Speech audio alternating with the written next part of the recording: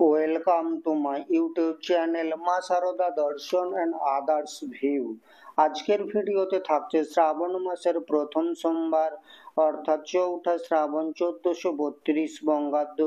শিবের মাথায় জল ঢালবার সঠিক সময় কোনটি, এই পৌরাণিক কাহিনী বা কি, শিব পূজার প্রধান উপকরণ কি কি, ব্রতকথার পরে কি কি খাবার খাবেন ও কি কি খাবার খাবেন না বা সম্পূর্ণরূপে নিষিদ্ধ, শ্রাবণ মাসের সোমবারে ব্রতকথার প্রধান কাহিনী বা কি, চলুন ভিডিওর মাধ্যমে জেনে নিই সেই সমস্ত কথা ও কাহিনী।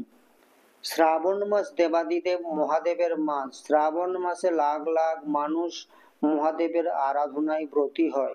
হিন্দু ধর্মে এই মাসের বিশেষ মর্যাদা রয়েছে। প্রতি সোমবার শিব ভক্তরা ব্রত হিসাবে পালন করে থাকেন।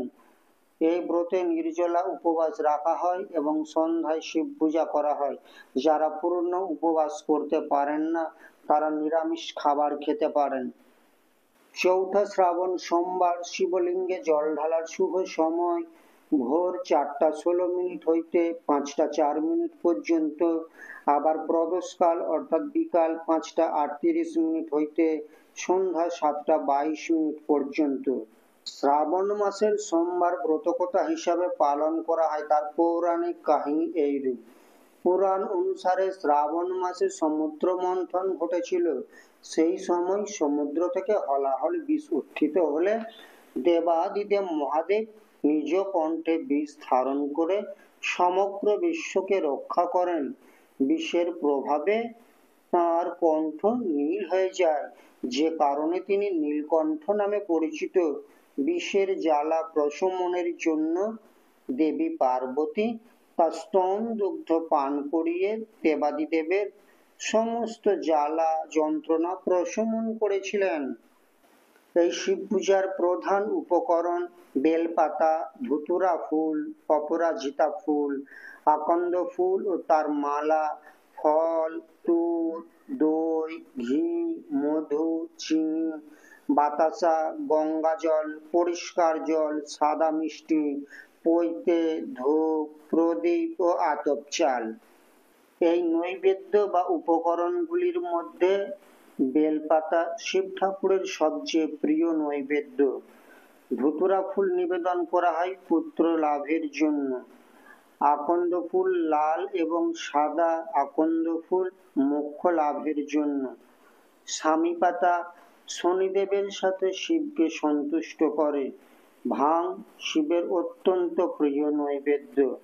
বর্জনীয় নৈবেদ্য কি না তুলসী পাতা, কারণ শিব তুলসীর স্বামী জলন্ধরকে বধ করেছিলেন।